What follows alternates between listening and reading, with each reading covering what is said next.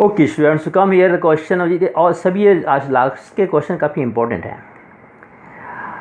A state highway leads to the foot of a tower.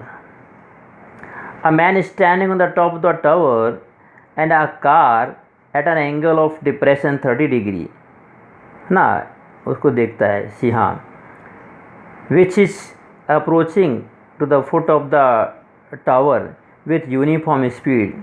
6 seconds later, the angle of depression of car is found is 60 degree. Find the time taken by the car to reach the foot of the tower from this point. इसका meaning बताते हैं आपको। इसका question को meaning समझ लीजिए। Question ये है, ये टावर है और टावर के फुट की तरफ कैसी रोड आ रही है। टावर पे एक आदमी बैठा है ऐसा, वो एक देखता है कि ऐसी नज़र तो उसकी सामने रहेगी, नज़र झुका देख के देखता है तो एक कार टावर के फुट की तरफ जा रही है और उस समय एंगल कितना बन रहा है, ये 30 डिग्री। थोड़ा यहाँ वहाँ नज़र घुमाई, 6 सेकंड बाद फिर देखा उसने तो कार यहाँ आ गई, आगे बढ़ रही है और उस समय एंगल कितना बन रहा है, 60 degree.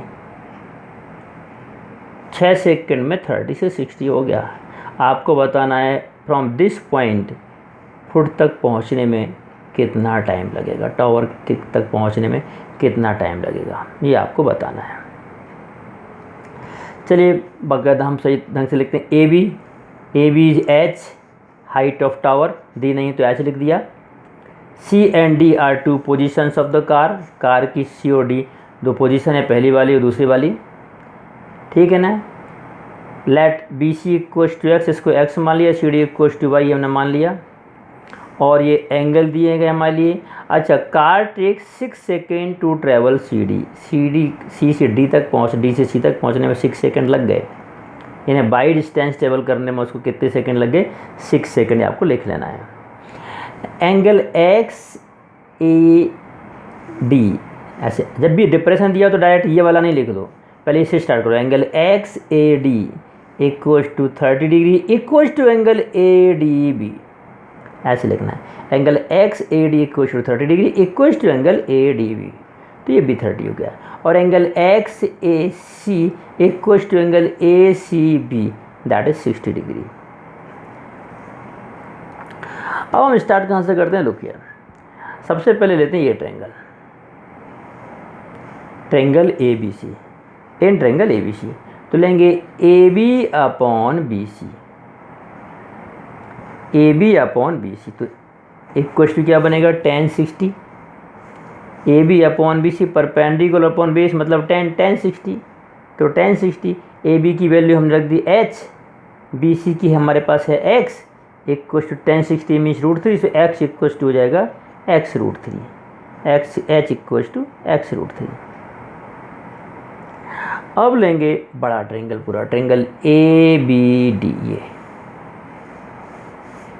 again in this triangle also AB upon BD, AB is what, perpendicular, BD is what, base, so लिखेंगे perpendicular upon base means tan 30, so AB upon BD equals to tan 30. Now what is AB? AB is H और BD is what, इतना पूरा x plus y means H upon x plus y और tan 30 means 1 upon √3, तो यहाँ से multiply हो गया इसका h इक्वल्स हो गया x प्लस वाई अपॉन √3, तो इसको इक्वेशन में 2 लिख दिया और ये h इक्वल्स टू x√3 पहले से आया था, तो फ्रॉम फर्स्ट एंड सेकेंड दोनों ही वैल्यू किसकी हैं, both are the value of h, so दोनों को इक्वेट कर दिया है। x√3 equals to x plus y upon √3 यहाँ मल्टीप्लाई होगा, √3 इंटू √3 3x और ये x ट्रांसफर कर दिया है -2x, 3x minus 2x equals to y means 2x equals to y means x equals to y upon 2, x equals to y upon 2, यानी x y का कितना है, आधा है, तो लिखेंगे टाइम टू ट्रेवल x, इतना टाइम चलने में y से कितना टाइम लगेगा, आधा मीन्स 6 अपॉन 2, y को कितने सेकंड लग रहे थे चलने में 6, तो 6 upon 2 means 3 second, so answer है 3 सेकेंड। इस क्वेश्चन बड़ा कन्फ्यूजन ये है आंसर में, कभी किसी बुक्स में 9 सेकंड लिखा है आंसर में, तो 9 सेकंड का मतलब है टोटल उस कार को फुट तक पहुंचने में कितना टाइम लगेगा। और फ्रॉम दिस पॉइंट, इस पर्टिकुलर पॉइंट से जहां आके 6 हो गया तो 3 लगेगा, और टोटल होगा तो ये पहले 6 और ये 3, तो 9 भी आंसर हो सकता है। तो 9 आंसर कब होगा, जब सिंपली पूछा है how much time the car will take to reach the foot, तब तो पूरा 9। तो आप दोनों ही लिख देना, from this point 3 and total time 3 + 6 9। चलो, तो कोई दिक्कत नहीं रहेगी। अब आते हैं हम नेक्स्ट क्वेश्चन में। एक क्वेश्चन और देखिए, इसका बहुत ही सिंपल सा क्वेश्चन है। The angle of elevation of the top of a tower from a point at a distance of 4 meter and 9 meter from the base of the tower are complementary angle. Then prove that the tower height of the tower is 6 meter. मैं बताता हूँ। एक tower है, एक tower से 2 point हैं ground में जो 4 मीटर और 9 मीटर की डिस्टेंस, इस पर ध्यान रखना है।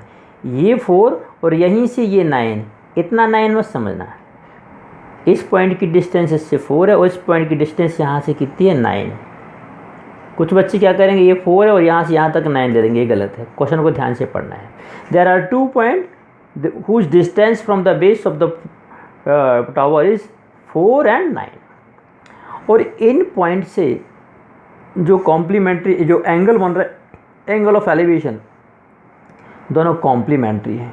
यानी एक 60 है तो एक 30 है, एक 45 है तो एक 10 है तो एक 80, वॉट एवर। एंगल तो दिया नहीं, तो हम मान लेते हैं एक एंगल मान लो क्या है, थीटा, तो दूसरा क्या हो गया, 90 माइनस थीटा। थीटा और 90 माइनस थीटा का सम कितना हुआ, 90। चलिए, तो अब हमें शो करना कि इसकी हाइट कितनी है, 6 है। तो हम देखो एक काम करेंगे, पूरा डिटेल लिख लेंगे यहाँ पर, ठीक है। इसको हम क्लिक करके भेज देंगे, BC4 जितना सब। चलिए स्टार्ट करते, पहले इस ट्रेंगल में आते। In triangle ABC H/4 = tan theta, H/4 = tan theta, perpendicular upon base = tan theta, number 1। देख लो भाई। और इस ट्रेंगल में आए, इन ट्रेंगल ABD तो होगा H/9 परपेंडिकुलर अपॉन बेस, ये डिस्टेंस पूरी कितनी, 9, H/9 = tan 90 माइनस थीटा। और हम जानते हैं tan 90 माइनस थीटा क्या होता है, cot theta, means H/9 = cot theta, और cot theta means 1/tan theta. So यहाँ से आ गया H/9 = 1/tan थीटा। ये बन गया रिलेशन नंबर 2, ये बन गया रिलेशन नंबर 1। सो हमने रिलेशन नंबर 1 और 2 को मल्टीप्लाई कर दिया, ये लिखा है मल्टीप्लाइंग फर्स्ट एंड सेकंड। जब दोनों को मल्टीप्लाई करेंगे तो लेफ्ट साइड मल्टीप्लाई हो जाएंगे, means H/4 × H/9, right multiply होंगे tan थीटा × 1/tan थीटा। सो tan थीटा कैंसिल, या बन गया H² 36 बन गया 36, यहाँ आ गया, means H² = 36 means H = 6 metre. तो इस तरीके से ये आपकी हाइट कितनी होगी, 6 मीटर होगी, ठीक है। हाइट कितनी होगी इसकी, 6 मीटर होगी। कभी भी यानी फॉर्मूला समझ लो, जितनी ये है और इतनी ये है दोनों, तो H हमेशा क्या होता है, √AB। H हमेशा क्या होता है, √AB। कब, यदि ये एंगल कॉम्प्लीमेंट्री एंगल है तो। Okay, so based on this you have to practice some question from RD Sharma. कल हम डिफरेंट बुक से कुछ और क्वेश्चन से इंपॉर्टेंट क्वेश्चन लेंगे, उनको सॉल्व करेंगे। आप इनको कल करके और भी अपनी तरफ से कुछ एक्स्ट्रा क्वेश्चन सॉल्व करें। Okay, thank you very much.